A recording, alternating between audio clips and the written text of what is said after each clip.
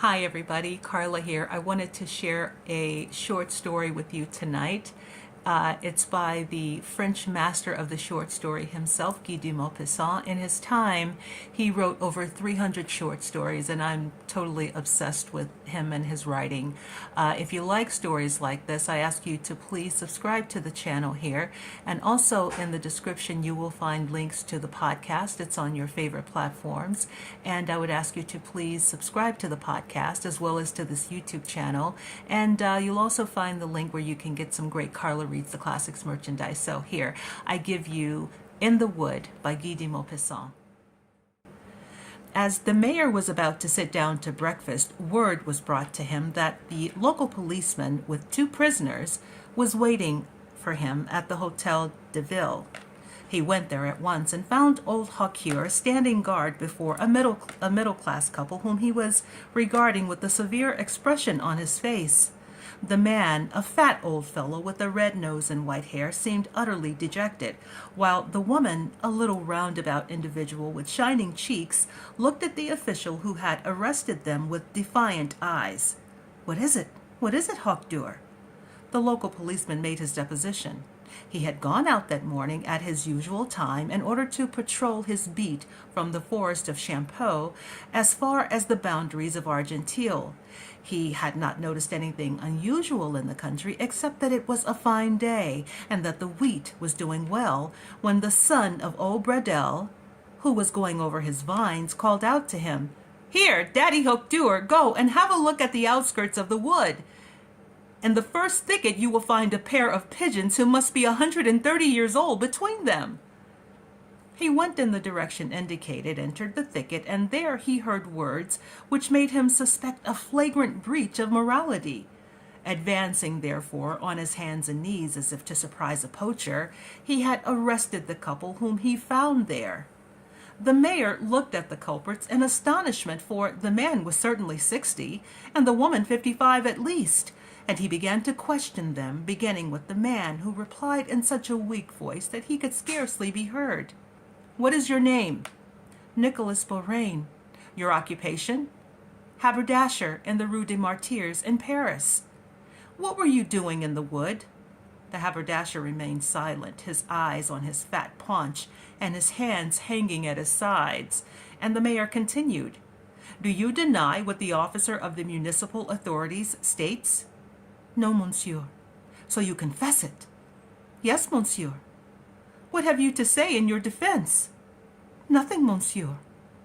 "Where did you meet the partner in your misdemeanor?" "She's my wife, monsieur." "Your wife?" "Yes, monsieur." Then you do not live together in Paris?" "I beg your pardon, monsieur, but we are living together." "But in that case, you must be mad, altogether mad, my dear sir, to get caught playing lovers in the country at 10 o'clock in the morning." The haberdasher seemed ready to cry with shame, and he muttered, "It was she who enticed me. I told her it was very stupid, but when a woman once gets a thing into her head, you cannot get it out." The mayor, who liked a joke, smiled and replied, "In your case, the contrary ought to have happened. You would not be here if she had had the idea only in her head."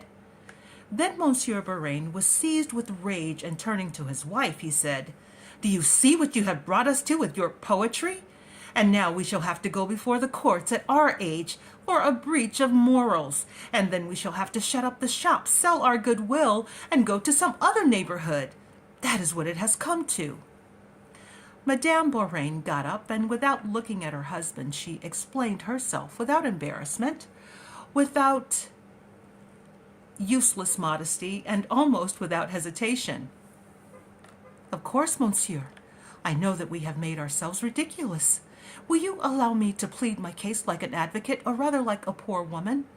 And I hope that you will be kind enough to send us home, and to spare us the disgrace of a prosecution. Years ago, when I was young, I made Monsieur Borain's acquaintance one Sunday in this neighborhood. He was employed in a draper's shop, and I was a saleswoman in a ready-made clothing establishment. I remember it as if it were yesterday. I used to come and spend Sundays here occasionally with a friend of mine, Rose Levesque, with whom I lived in the Rue Pigalle, and Rose had a sweetheart while I had none. He used to bring us here, and one Saturday he told me, laughing, that he should bring a friend with him the next day. I quite understood what he meant, but I replied that it would be no good, for I was virtuous, monsieur. The next day we met Monsieur Bahrain at the railway station, and in those days he was good looking. But I had made up my mind not to encourage him, and I did not. Well, we arrived at Bezons. It was a lovely day, the sort of day that touches your heart. When it is fine, even now, just as it used to be formerly, I grow quite foolish, and when I am in the country I utterly lose my head. The green grass, the swallows flying so swiftly, the smell of grass, the scarlet poppies, the daisies, all that makes me crazy.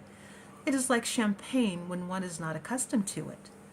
Well, it was lovely weather, warm and bright, and it seemed to penetrate your body through your eyes when you looked and through your mouth when you breathed. Rose and Simon hugged and kissed each other every minute, and that gave me a queer feeling. Monsieur Perraine and I walked behind them, without speaking much, for when people do not know each other, they do not find anything to talk about. He looked timid, and I liked to see his embarrassment. At last we got to the little wood. It was as cool as in a bath there, and we four sat down. Rose and her lover teased me because I looked rather stern, but you will understand that I could not be otherwise. And they began to kiss and hug again without putting any more restraint upon themselves than if we had not been there. And then they whispered together and got up and went off among the trees without saying a word. You may fancy what I looked like, alone with this young fellow whom I saw for the first time. I felt so confused and at seeing them go that it gave me courage, and I began to talk. I asked him what his business was, and he said that he was a linen draper's assistant, as I told you just now. We talked for a few minutes, and that made him bold, and he wanted to take liberties with me, but I told him sharply to keep his place. Is that not true, Monsieur Bahrain? Monsieur Bahrain, who was looking at his feet in confusion, did not reply, and she continued. Then he saw that I was virtuous, and he began to make love to me nicely, like an honorable man, and from that time he came every Sunday, for he was very much in love with me, and I was very fond of him also, very fond of him. He was a good-looking fellow formerly, and in short, he married me the next September, and we started in business in the Rue des Martyrs. It was a struggle for some years, monsieur. Business did not prosper, and we could not afford many country excursions, and besides, we had got out of the way of them. One has other things in one's head, and thinks more of the cash box than of pretty speeches when one is in business. We were growing old by degrees without perceiving it, like quiet people who do not think much about love. One does not regret anything as long as one does not notice what one has lost. And then, monsieur, business became better, and we were tranquil as to the future. Then, you see, I do not exactly know what went on in my mind. No, I really do not know, but I began to dream like a little boarding school girl. The sight of the little carts full of flowers which are drawn about the streets made me cry. The smell of violets sought me out in my easy chair behind my cash box and made my heart beat. Then I would get up and go out on the doorstep and look at the blue sky between the roofs. When one looks up at the sky from the street, it looks like a river which is descending on Paris, winding as it flows, as the swallows pass to and fro in it like fish.